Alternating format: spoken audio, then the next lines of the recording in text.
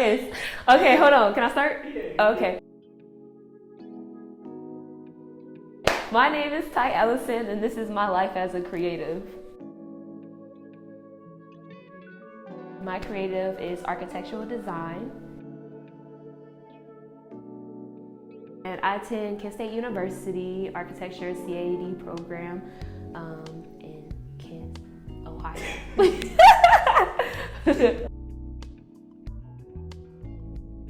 My major is a dual degree master's in architecture and business. What inspired me to pursue architecture was, one, I liked math, I was very good at it, and also I loved art class. But I guess I put the two things together, and I was doing research, and I found out that architecture might be for me.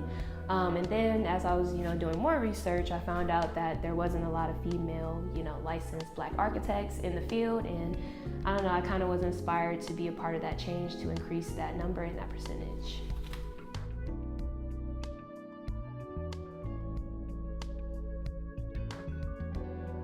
For me, throughout my years of college, I ran into the design theme of Afrocentric architecture. It was very interesting to me because it goes back to my culture as being a Black female, and I think I really like the idea of putting who I am into design, and that's kind of something that I try to do with any of my work, and also cultural preservation, so understanding the people who I'm designing for, understanding their culture, what they need, what they want, different traditions that they have, and everything like that.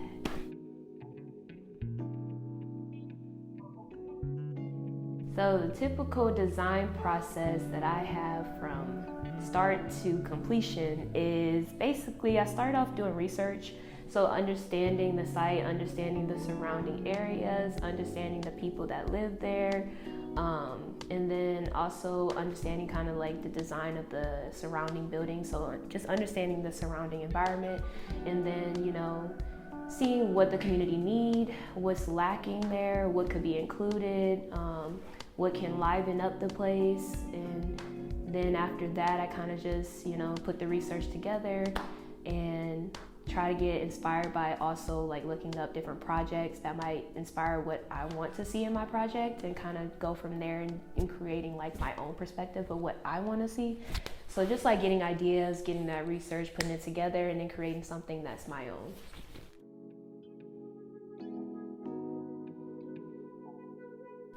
This kind of go back to the last question. Do I need to repeat? Okay. So from there, I kind of just already explained that in the last question. So I just kind of really just do a lot of research just to understand where I'm building and who I'm building for. I think if you don't understand that, then you're kind of just building just to build. So just making sure I'm understanding the site, understanding my surroundings, understanding the people, the community that I will be having this building for, to be able to meet their needs and to be able to meet the community needs as a whole.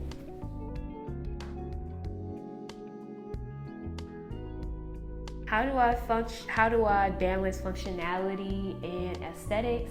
Well, I am a very high, I just really, I have an opinion. I really don't like really nice, cool, creative buildings when you go in the inside and when you actually use it, it's not even it's not functional.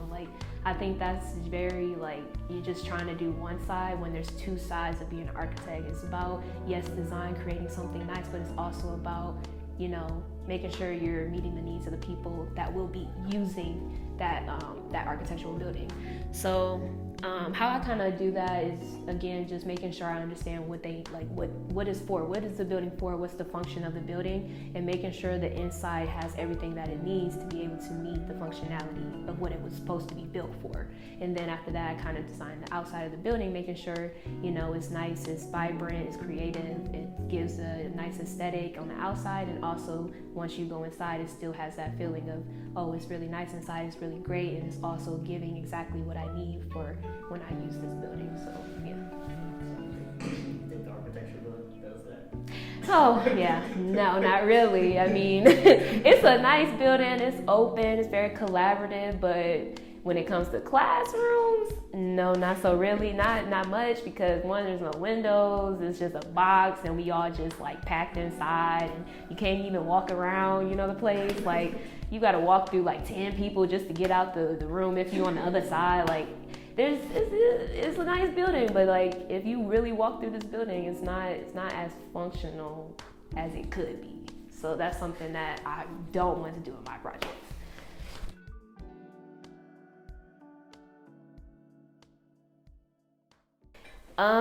So my favorite project that I did basically my last year, so my senior year of spring semester, we did a project in San Francisco, and our project name was Casa de Ballet. I really liked the project because it was a very cultural spot in San Francisco.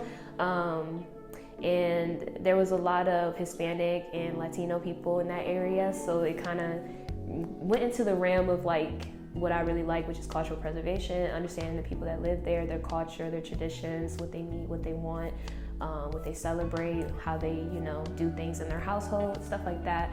And that project kind of led me into like something that I really liked and enjoyed, designing for. And like what I had incorporated in the project was basically just, we wanted to, because I did it with a partner, her name was Stephanie. And it was a really thought out project. We really wanted the project to kind of create like a storyline, and like basically on the exterior of the building we had an element that was kind of like wavy all around the building, basically symbolizing a Jalisco dress, which is what they wear when they have different celebrations like the Day of the Dead, and they have music playing and they're dancing and stuff like that. So it really imitated the dance moves or the swirls or the turns that they did with the dresses, and followed the movement, and we had that incorporated around the building. And then we also had like vertical elements that was repetitive, that basically symbolized the strings of the instrument that they used during those different celebrations. And then we also had the outside exterior with the color and like the way that it looked. We wanted it to reflect back to historical material that they used back in the day, which was adobe. And there's like this orange rich color that it has, and we incorporated that into our projects. But yeah, there was a lot of, it's not like those are like our three biggest ones, but there was more to that project that really created this storyline of basically a celebration and their culture and stuff like that. And I don't know, we were really proud of it because it wasn't just like any old project. It was very meaningful, and we thought that it really shared a storyline, which we liked. I don't think I talked about the challenges.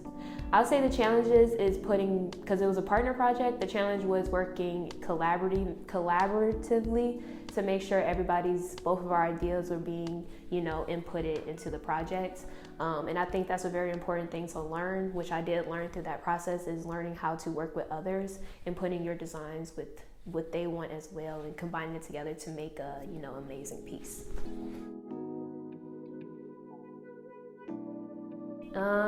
Recurring themes and motifs, I would say, again, it would go back to the idea of Afrocentric architecture and like cultural preservation. Like, I really tried to hone on to who I am as a Black woman and someone in the Black community. I try to hone on to my own experiences, and like, through our experiences, we learn certain things that we like or we don't like or view. And I think those type of, things that's within us really brings out who we are and brings difference into our design. And it makes our designs not like everybody else. So it's something that I really try to hone into, is like understanding who I am and how I can put, my identity into the projects that I have, with any project that I have, like just hints of it somewhere or there, but still also, meeting the criteria of what the design is meant for, what it's meant for the people, or what the design functionality is for. But yeah, I think that's what I really do try to do. Like, for example, the Casa de Ballet project, I really tried to incorporate that cultural aspect. So that's something that I'm really trying to hone on to as I grow in my architectural career. The biggest challenge, I'll say for school-wise, is the constant work and the very like close deadlines and always having to revise constantly. Those are the most challenging because it's just like it's a lot of pressure, it's a lot of stress because you always have something due, you always have something to fix, and everything is not going to be always perfect because there's always something that you can do differently or always something that you can improve on into your design.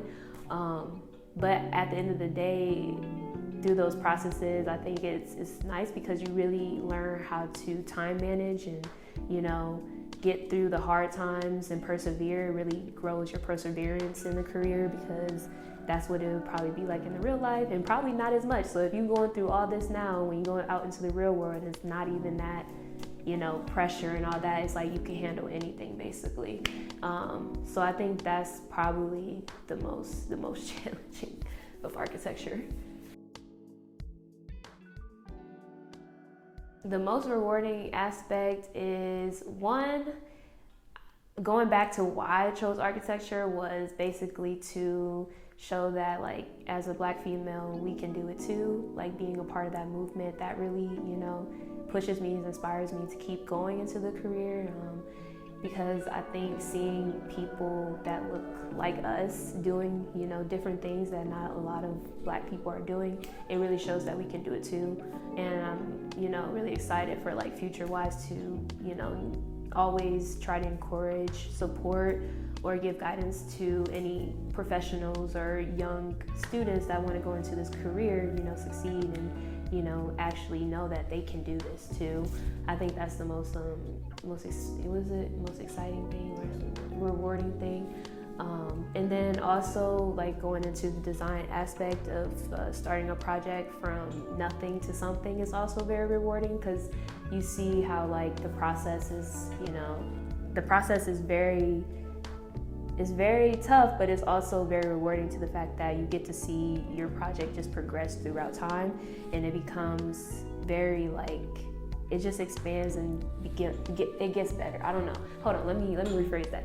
What I meant to say was, it comes from nothing to something, and the time, the perseverance, the design process, all of that you can kind of see with your own eyes, and then you can see the final piece, and it's like, oh wow, that's nice.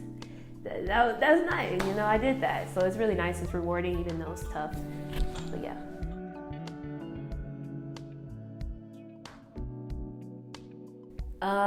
Well, I'll say when I met Modely, she's part of the organization CPDI Architecture, and her organization is based in Nigeria, Abuja, Nigeria. And she was the first person that showed me that culture and, like, our identity can be, as a Black woman or a Black, you know, person, our identity can be put into design. And that really, you know, pushed forward, like, who I am as an architect. I think it really, you know, made me more aware of, like, the different things that I bring to the table that others might not. And also going back to, like, you know, Africa, which is where we all began. Going back to that and, like, understanding that, you know, in Africa there's a lot of, because another memorable experience is I actually went to Nigeria with Modely to see the architecture in Africa, in Nigeria, in Abuja. And it was very experiential into the part that, like, there's so much identity that we can bring into architecture, and it's just never really, celebrated, and I wish that it was. Our minds is very, you know, westernized, so, like, it's, like, really interesting if we could see what the world would be if we were, you know, to step out that box and bring something different to the table. And that's something that I hope to push forward later in my, you know, career, or now, starting my journey now. But yeah, I feel like those are the most memorable times because it really is, you know, guiding me into who I want to be as an architect.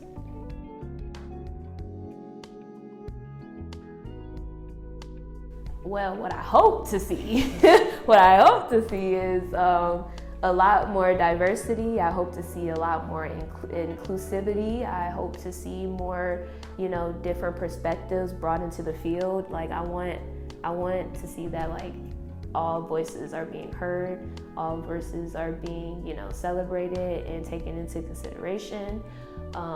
And I hope to see that, like, in the Black communities, which a lot of our neighborhoods are not built for us, to see that being changed. I hope to see our neighborhoods being built for what we need and what we want, and increase the living situations of our Black community, because I think we much deserve that. But yeah, I feel like that's what I hope to see, and I'm gonna be a part of that movement. I hope to encourage other people to be a part of the movement, like Amari. I hope to see him, take that charge as well, because I think for the world to change, we have to be that person to bring that change or be a part of that process. What advice I would give to inspired architects would be basically to really find what inspires you to keep going and what pushes you to keep going, because those are the things that will really help you persevere through the hard and difficult times of being in the architecture career. I would say also really try to hone on to the positive aspects of what you're doing is bringing to the world or to the table or to what you're doing in your life, like the positive stuff. I know like sometimes it can be hard, but like focusing too much on the hard stuff will mask all the great things that will come once you get to where you want to be. And then also I would say really, if you want to see a change in the world, or you still trying to figure that out, I say, for trying to figure what you want to see differently in the world, there's a phrase, it's called be the change that you want to see in the world, and that's really what pushes me, because I want to see things change. And I can't just, see things change if I'm not doing anything. There can be other people doing it, but why not put myself into the mix as well to, excel it and bring more people into it.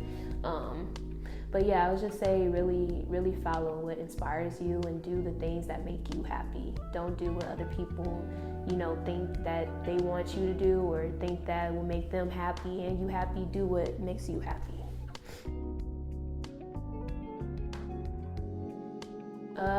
What keeps me passionate about architecture is really the end goal. My end goal is to, again, bring change into the career and bring more inclusivity, bring more, just bring more inclusivity, because I just feel like there's too many white people in it. We need more diversity, because for things to change in our communities, especially in the built environment of our communities, it has to be more of us into the field, because they don't understand what is needed. I mean, they can go into the neighborhoods and ask, but we already know what is going on in our neighborhoods. We already been in it. We already lived in the environment or been around that type of environment. So it's like we have more to offer. We have more perspective and viewpoints to offer. So I think that's what inspires me to keep going and excel in my career, so that I can bring those changes that is well needed. And then also what keeps me going is, being a part of increasing the percentage of Black females in architect position or licensed architects in the field, because it's very, very low. And I hope to inspire others to be a part of that.